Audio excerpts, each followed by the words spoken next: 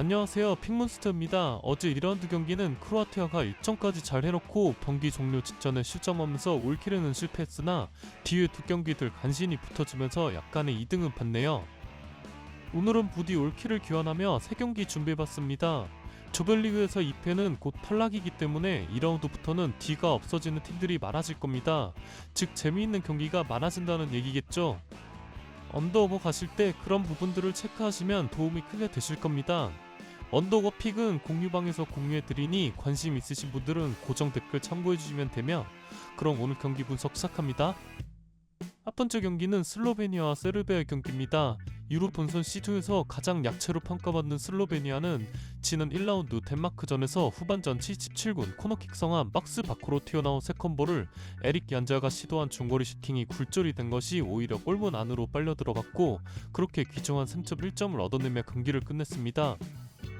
볼 부분의 언더독 팀들이 그렇듯 슬로베니아는 4-4-2 기반의 선수비 후역습 전술을 준비해온 모습이었고, 지난 시즌 나이프치히로 이적하여 첫 시즌에 18골을 기록한 공격수 덴야민 셰슈코의 임팩트 있는 한방은 확실히 강력하다고 느껴졌습니다.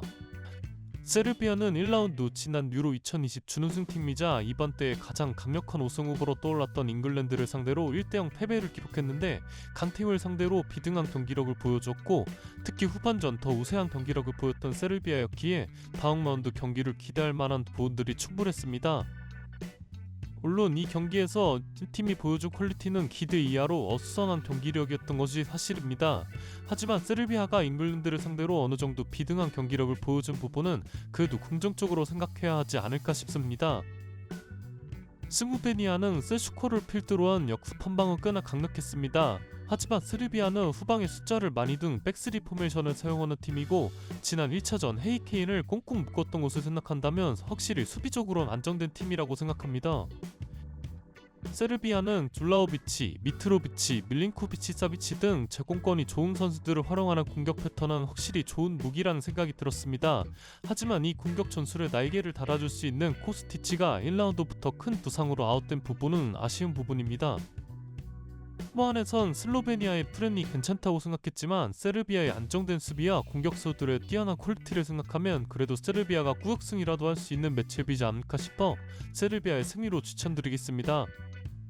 두 번째 경기는 덴마크와 잉글랜드의 경기입니다. 덴마크는 지난 1라운드 슬로베니아전에서 지난 유로 2020 경기 중 심정지로 쓰러졌던 에릭센이 선제골을 기록하면서 앞서 나갔지만 너무 많은 찬스를 놓쳤고 결국 후반전 77분 동점골을 허용하며 아쉬운 무승부를 기록하게 되었는데요.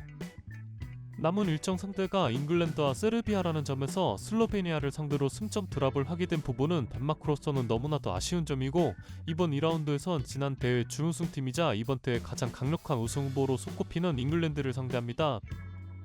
잉글랜드는 지난 1라운드 세르비아를 상대로 이번 대회를 앞두고 월드클래스로 성장한 주드 벨링엄의 귀중한 결승골로 승리했습니다. 하지만 기대와는 달리 경기력은 아쉬웠고, 사우스게이트 감독은 그렇게 충분했던 준비기간 동안 도대체 어떤 축구를 하려는 건지 의문이 들었던 경기였습니다. 일단 이번 대회부터는 주드 벨링엄의 핵심급 선수로 떠올랐고, 벨링엄은 공격부터 후방 빌드업까지 그라운드를 넓게 돌아다니면서 영향력을 행사하는 선수이기 때문에 이 부분에서 해리케인과 필포든이 리그에서 보여줬던 자점들이 사라지는 느낌을 받았는데요. 해리케인의 강점이라면 물론 득점력이 뛰어난 선수이지만 정통적인 스트라이커 역할보다는 아래로 내려와서 측면으로 벌려주는 연계 패스 등 때로는 미드필더 같은 플레이도 정말 잘하는 선수인데, 벨링엄과 동선이 겹치다 보니 케인은 이날 박스 안에서만 머무르는 모습이었습니다. 경기를 보면서 해리케인이 언제 볼을 잡아보나 하면서 보고 있었는데, 제 기억이 맞다면 아마 20분까지 한 번의 터치도 기록하지 못했을 정도로 고립되었던 케인이었고, 전반전 종료까지 기록한 터치는 단 2번으로 굉장히 외로워 있습니다. 또 지난 시즌 리그에서 최고의 활약을 펼친 필포든의 동선 정리도 안 된 부분도 너무나도 아쉬웠습니다. 필포든과 부카요 사카 모두 왼발잡이 선수이기 때문에 두 선수를 함께 기용하기 위해선 한 선수가 익숙하지 않은 포지션에 들어가야 하는데요. 포드는 이날 왼쪽 측면 공격수로 출전했지만 왼발로 크로스를 올리는 플레이보다는 중앙으로 들어와서 슈팅이나 키패스 등 영향력을 보여주는 것이 강점인 선수인데, 정발 자리에 위치되어 있다 보니 그런 장면들을 보여주기엔 상황이 여의치 않았죠. 또한 100% 경기 핏이 아닌 루쿠스를 대신해 왼쪽 풀백으로 오른발 잡이인 트리피어가 출전했는데 크로스 찬스가 나와도 오른발로 한번 첩고 올려야 할 테기 때문에 버퍼링이 걸린다는 점에서 이날 잉글랜드의 왼쪽 라인은 정말 아쉬웠습니다. 시간이 충분했던 지난 준비 기간 동안에도 동선 정리를 못 마친 사우스게이트 감독이 2차전에서 크게 바뀐 모습으로 보여줄 수 있을 거란 기대는 크지 않지만 잉글랜드가 체급 하나는 정말 대단하다고 느껴졌던 것이 주드 벨링엄의 클러치 능력과 데클란 라이스의 든든한 굿박 같은 모습은 웬만한 팀들을 상대로도 체급 하나만으로 눌러버릴 수 있겠다는 생각은 들었습니다. 논선 무대 뚜껑을 열어보니 1차전 잉글랜드의 경기력이 매우 실망스러웠고 덴마크가 지난 대회 4강까지 오르며 저력이 있는 팀이라는 점에서 잉글랜드의 배당이 높게 잡혔고 상승하는 흐름인데 저는 오히려 좋습니다. 잉글랜드의 승리로 추천드릴게요. 세 번째 경기는 스페인과 이탈리아의 경기입니다. 역대급 죽음의 저로 불리는 비조의 경기이고 스페인과 이탈리아 이름만 들어도 웅장해지는 두 국가의 맞대결입니다. 스페인은 1라운드 크로아티아를 상대로 에너지 레벨에서 크게 앞서는 모습을 보여주며 3대0 대승을 기록했고 이번 유로 대회가 자신의 첫 메이저 대회인 라민 야말은 16세의 나이가 믿기지 않는 좋은 활약으로 카르발의 득점을 어시스트하게 됐습니다.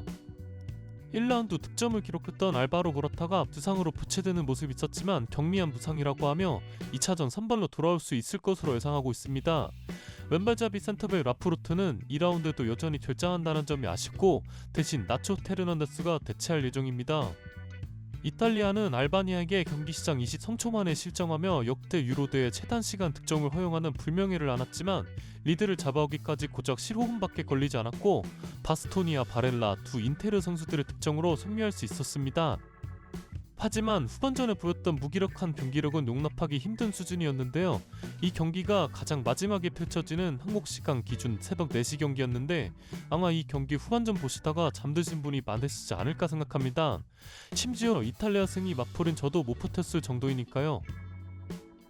팀은 지난 대회 준결승에서 만났었는데 당시 경기에선 이탈리아가 승부차기 끝에 승리했었습니다. 이후 네이션스 리그에서 두 번의 맞대결이 있었는데 이 두 경기에선 모두 스페인이 승리를 기록했고 스페인은 이탈리아를 상대로 2연승을 기록 중입니다.